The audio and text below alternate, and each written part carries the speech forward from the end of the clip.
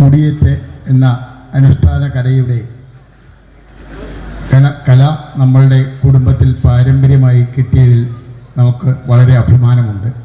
ഇതിലൊരു ഭാഗമാകാൻ സാധിച്ചത് ജന്മസുഹൃതം എന്ന് മാത്രമേ പറയാനുള്ളൂ. കാരണം അനേക വർഷങ്ങളായി ഒരേ വേദിയിൽ ഒരുപോലെ അവതരിപ്പിക്കുന്ന കഥ, അതിന് കഥയ്ക്കും മാറ്റമില്ല, അവതരണത്തിനും മാറ്റമില്ല, ഒന്നും മാറ്റമില്ലാതെ തുടർന്നു പോരുന്ന ഈ കലാരൂപം ഇന്നും ക്ഷേത്രങ്ങളിൽ ധാരാളം വഴിപാടായി നടത്തപ്പെടുന്നു എന്നതാണ് ഇതിൻ്റെ ഏറ്റവും പ്രത്യേകത.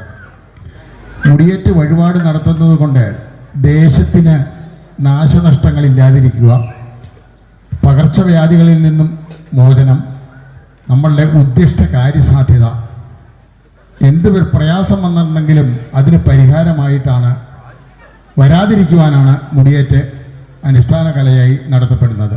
അത് ഇന്ന് ഓരോ ക്ഷേത്രങ്ങളിലും വളരെ വളരെ കൂടിയാണ് വരുന്നത്. ഏതാണ്ട് 8 മുടിയേറ്റ് ഞാൻ തുടങ്ങിയതാണ് അച്ഛൻ മരിച്ചപ്പോൾ.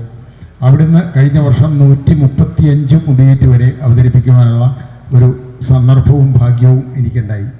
ഇത് ഞാനിവിടെ ആദ്യമായിട്ട് മുടിയേറ്റ് അവതരിപ്പിക്കാൻ വരുന്നത് അന്ന് NSSൻ്റെ സെക്രട്ടറി ശ്രീ വേണു സാറാണ്.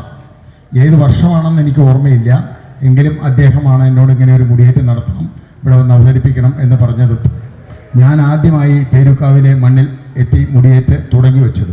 അതിനുശേഷം ഇന്നേ വരെ മുടിയേറ്റ് മാത്രം ഇവിടെ മുടങ്ങിയിട്ടില്ല, എല്ലാ വർഷവും തുടർച്ചയായിട്ട് നടക്കുന്നു എന്നാണ് എനിക്കറിയാൻ സാധിച്ചത്. അതിൻ്റെ പ്രധാന കാരണം ഭഗവതിക്ക് ഈ വഴിപാടിനോട് അത്ര ഇഷ്ടമാണ്. ഭഗവതിക്ക് ഇഷ്ടമാകുമ്പോൾ ജനങ്ങൾക്കും ഇഷ്ടമാകും.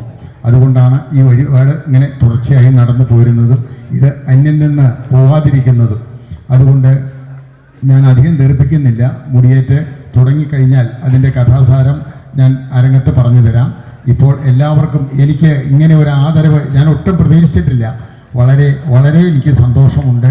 കാരണം ഓരോ കലാകാരന്മാർക്കും ആ കിട്ടുന്ന ആദരവ് ഒരു ഭയങ്കര വലുത് തന്നെയാണ്. അതിൻ്റെ മൂല്യത്തെക്കാളേറെ അതൊരു ആനന്ദം പകരുന്ന, നമുക്ക് ഈ കലയിൽ തുടരുവാനുള്ള ഒരു പ്രചോദനം കൂടിയാണ്.